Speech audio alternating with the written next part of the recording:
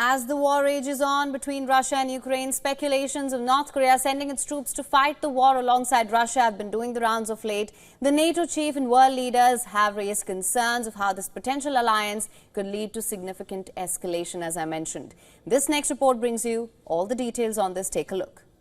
And then we will see whether North Korea is indeed or not supporting Russia's illegal war in Ukraine. The head of NATO on Tuesday warned that the transfer of North Korean troops to fight for Russia in Ukraine would be what he called a significant escalation. If they would be sending troops to Ukraine, that would mark a significant escalation. That would really be important. Secretary General Mark Rutte was in Estonia for meetings with NATO members and said he didn't yet have confirmation Pyongyang had deployed soldiers to assist Moscow's fight. It's the latest warning that North Korea may soon step directly or indirectly into the conflict on the side of Russia. Here's the UK Defence Minister speaking in Parliament on Tuesday. It is now highly likely that the transfer of hundreds of combat troops from North Korea to Russia has begun.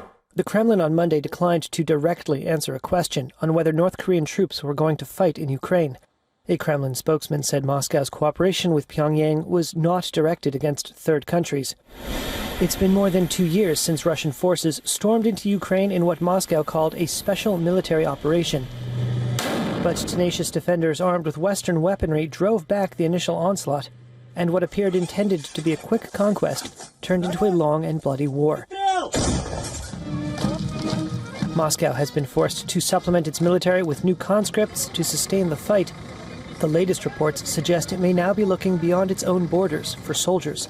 South Korea's spy agency said last week that North Korea had shipped 1,500 special forces troops to Russia's Far East for training at military bases, and that they were likely to be deployed for combat in Ukraine.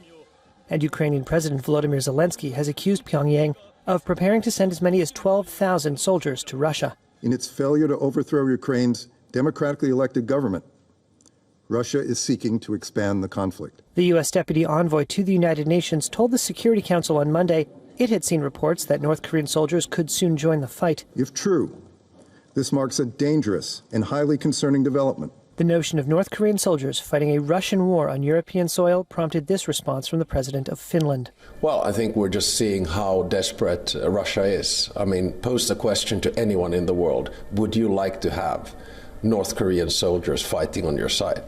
And the answer is probably no. South Korea's Deputy National Security Advisor said on Tuesday that Seoul would consider countermeasures, which could mean directly supplying lethal weapons to Kiev in response to closer military ties between Russia and North Korea.